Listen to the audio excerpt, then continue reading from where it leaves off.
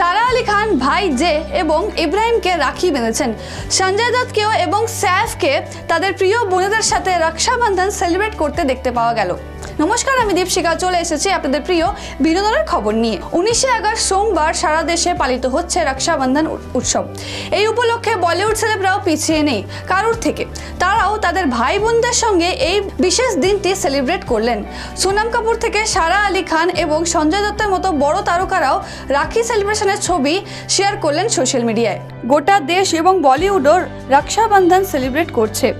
এটি উৎসব যা ভাই বোনের ভালোবাসা উদযাপন করে। এই উপলক্ষে অনেক সেলিব্রিটি তাদের সোশ্যাল মিডিয়ায় হ্যান্ডেলগুলিতে তাদের শৈশব এবং অদেখা মুহূর্তের ছবি শেয়ার করেছেন, যাতে তাদের ভাই বোনেদের সাথে তাদের সম্পর্কের একটি আভাস দেখানোর হয়েছে।